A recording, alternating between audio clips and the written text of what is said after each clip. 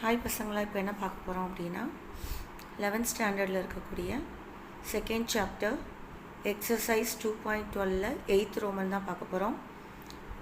log a to the base a square into log b to the base b square into log c to the base c square equal to 1/8.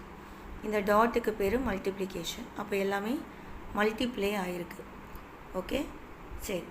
இப்போ இதை prove பண்ணுறதுக்கு first நம்ம என்ன பண்ணுறோம், to prove அப்படின்னு கொடுத்துருக்க கொஸ்டினை ஒரு தடவை ரைட் பண்ணிடுறோம். அதுக்கப்புறம் இப்போ LHS எடுக்கிறோம். log a to the base a, log b to the base b, log c to the base c. இப்போ இது எல்லாமே ப்ராடக்டில் இருக்கிறதுனால என்னால் வேறு ரூல்ஸ் அப்ளை பண்ண முடியாது. ஆனால் பேஸை நான் செக் பண்ணும்போது இந்த பேஸ் a ஸ்கொயர் ஏவை விட சின்னதாக இருக்குது.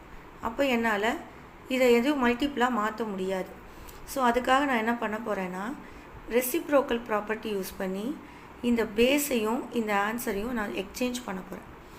அப்போது இப்போ பார்த்தீங்கன்னா 1/log a square, log b square, log c ஸ்கொயர்னு மாறிடுச்சு.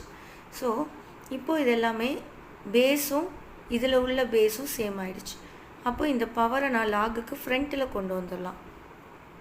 using the property log x power r to the base a equal to அந்த ஃப்ரண்ட்டில் இருக்கிற பவரில் இருக்கிற r ஃப்ரண்ட்டில் வந்துடுது. அப்போ r log x to the base aன்னு மாறிடுச்சு. அப்போது இப்போ எப்படி மாறிடுச்சு, நமக்கு 2 log aa, 2 log bb, 2 log ccன்னு மாறிடுச்சு. நமக்கு தெரியும் log a அதாவது log a to the base a அப்படின்னா 1ன்னு நமக்கு தெரியும். அப்போது இந்த log aa, log bb, log cc இதெல்லாம் ஒன்றாயிடும். அப்போது 1/2, 1/2, 1/2 மூணையும் மல்டிப்ளை பண்ணால் 8, 1/8ன்னு கிடைக்கும். அப்போது LHS ஈக்குவல் டு RHS. ஓகேவா? Hence proved. அப்போ நம்ம கொடுத்துருக்கிற கொஷினை ப்ரூவ் பண்ணிட்டோம். Thank you children.